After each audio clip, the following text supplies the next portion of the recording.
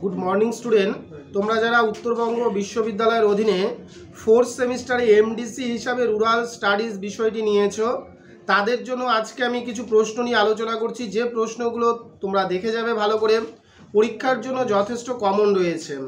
এটি আমাদের সাজেশন রয়েছে এবং এর পরবর্তীতে আমরা ধীরে ধীরে প্রত্যেকটি সাবজেক্টের সাজেশন নিয়ে আলোচনা করব এবং আপলোড করা হচ্ছে। তোমরা ভিডিওগুলো দেখো এবং এই প্রশ্নগুলো যাদের নোটস বা সাজেশনের প্রয়োজন রয়েছে, তোমরা আমাদের দেওয়া নম্বরগুলোতে অবশ্যই যোগাযোগ করবে।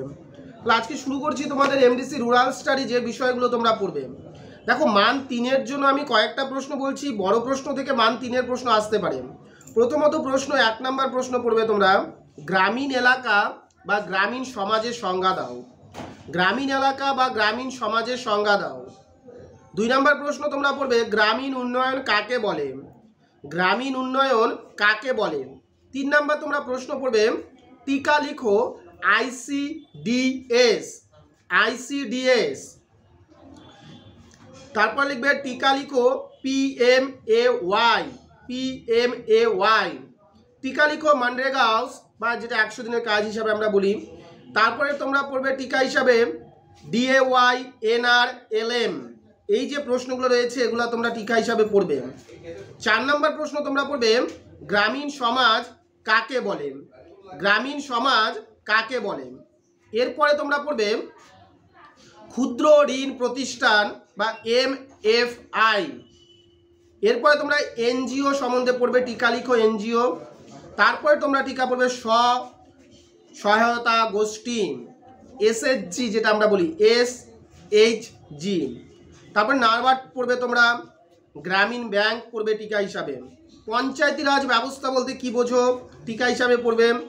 গ্রামীণ উদ্যোক্তা কাদের বলে, টিকা হিসাবে এই প্রশ্নটাও পড়বে।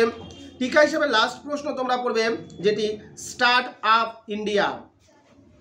তাহলে যে প্রশ্নগুলো বললাম আমরা, এই প্রশ্নগুলো 3-এর জন্য পড়বে তোমরা।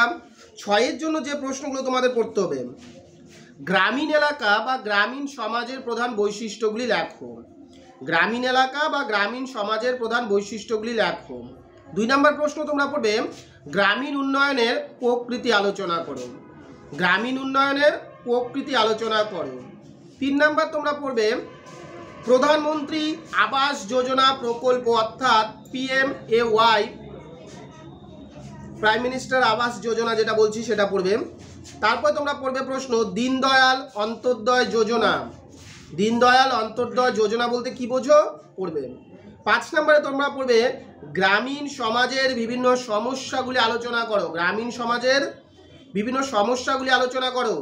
এরপরে 7 নম্বর তোমরা যে প্রশ্নটি পড়বে, গ্রাম শহর অথবা নগরের মধ্যে পার্থক্য আলোচনা করো। গ্রাম অথবা শহরের মধ্যে পার্থক্য আলোচনা করো। এরপরে তোমরা পড়বে 8 নম্বর প্রশ্ন, গ্রামীণ সমাজে দরিদ্র ও বেকারত্বের কারণগুলো কি। গ্রামীণ সমাজে দরিদ্র ও বেকারত্বের কারণ। এরপর তোমরা পড়বে গ্রামীণ অর্থনীতির বিকাশে কৃষি অর্থনীতির ভূমিকা আলোচনা করো। গ্রামীণ অর্থনীতির বিকাশে কৃষি অর্থনীতি কতটা গুরুত্বপূর্ণ ভূমিকা পালন করে।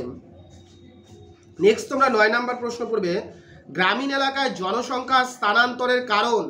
গ্রামীণ এলাকায় কেন জনসংখ্যাগুলো স্থানান্তর হয়। নেক্সট তোমরা পড়বে নারবাদ। নারবাদ সম্পর্কে বিস্তারিত আলোচনা বা আঞ্চলিক ব্যাংক বা সমবায় সমিতি। এই প্রশ্নগুলো বিস্তারিতভাবে পড়তে হবে। নেক্সট লাস্ট তোমরা যে প্রশ্ন পড়বে 6-এর জন্য, গ্রামীণ উদ্যোক্তা প্রচারের জন্য কেন্দ্র ও রাজ্য সরকারের ভূমিকা আলোচনা করো। গ্রামীণ উদ্যোক্তা প্রচারে কেন্দ্র ও রাজ্য সরকারের ভূমিকা আলোচনা করো। এরপর আমি 12 নম্বরের প্রশ্নগুলো নিয়ে আলোচনা করছি। সবার প্রথম প্রশ্ন পড়বে তোমরা, গ্রামীণ অধ্যয়নের গুরুত্ব ও পরিধি আলোচনা করো। এই যে গ্রামীণ অধ্যয়ন রয়েছে সেই গ্রামীণ অধ্যয়নের গুরুত্ব ও পরিধি আলোচনা করো। 6 হিসাবে এই প্রশ্নটা তোমাদের কমন রয়েছে। নেক্সট তোমরা পড়বে 2 নম্বরে, মহাত্মা গান্ধী জাতীয় কর্মনিশ্চয়তা প্রকল্প সম্বন্ধে আলোচনা করো। মহাত্মা গান্ধী জাতীয় গ্রামীণ কর্মনিশ্চয়তা প্রকল্প সম্বন্ধে আলোচনা করো বা মনরেগা হাউস, যে 100 দিনের কাজে কি কি গুণাবলী থাকা দরকার, কি কি যোগ্যতা থাকা দরকার, কিভাবে আবেদন করতে হবে, এই প্রশ্নটা তোমরা পড়বে। নেক্সট তোমরা এখানে 3 নম্বর প্রশ্ন পড়বে, ভারতীয় গ্রামীণ সমাজের কাঠামো ও প্রকৃতি সম্বন্ধে আলোচনা করো। ভারতীয় যে গ্রামীণ সমাজ রয়েছে সেই গ্রামীণ সমাজের কাঠামো বা প্রকৃতি কেমন। 4 নম্বর প্রশ্ন তোমরা পড়বে, গ্রামীণ উন্নয়নে এনজিও অথবা স্বসহায়তা গোষ্ঠী অর্থাৎ এসএইচজি গোষ্ঠীর ভূমিকা আলোচনা করো। SHGS যে রয়েছে তার ভূমিকা আলোচনা করো। নেক্সট তোমরা 5 নম্বরে পড়বে পঞ্চায়েতি রাজ কাঠামোর গঠন, ক্ষমতা, কার্যাবলী সম্বন্ধে আলোচনা করো। পঞ্চায়েতি রাজ কাঠামোর গঠন, ক্ষমতা ও কার্যাবলী সম্বন্ধে আলোচনা করো। 6 নম্বর প্রশ্ন তোমরা পড়বে গ্রামীণ উদ্যোক্তার ধরন ও গ্রামীণ উদ্যোক্তার গুরুত্ব আলোচনা করো। গ্রামীণ উদ্যোক্তার ধরন ও গ্রামীণ উদ্যোক্তার গুরুত্ব আলোচনা করো। নেক্সট 7 নম্বর তোমরা প্রশ্ন পড়বে গ্রামীণ এলাকায় গ্রামীণ উদ্যোক্তাদের কি কি সুযোগ রয়েছে এবং কি কি সমস্যার সম্মুখীন হতে হয়। গ্রামীণ এলাকায় গ্রামীণ উদ্যোক্তাদের কি কি সুযোগ রয়েছে এবং কি কি সমস্যায় পড়তে হয়। তাহলে দেখো এমডিসি রুরাল স্টাডি যে বিষয়টা রয়েছে তোমাদের সিলেবাসটা যথেষ্ট বড় রয়েছে, তার মধ্যেও আমরা এই প্রশ্নগুলো অবশ্যই পড়ে নিব, কিন্তু ICDS থেকে শুরু করে PMY ওয়াজ বা মানরেগাঁও, দীনদয়াল অন্তর্দয় যোজনা, যে প্রশ্নগুলো বলেছি তোমরা ভিডিওটি ভালো করে শোনো। আশা করছি এর বাইরে তোমাদের কোনো প্রশ্ন থাকবে না। মেনলি তোমরা 100 দিনের কাজের প্রশ্নটা, এনজিও প্রশ্নটা, সহায়তা গোষ্ঠী, গ্রামীণ ব্যাংক, সমবায় সমিতি, এই প্রশ্নগুলো একটু ভালো করে দেখে যাবে তোমরা। আশা করছি রুরাল স্টাডিতে তোমাদের কোনো প্রশ্নই বাইরে থাকবে না।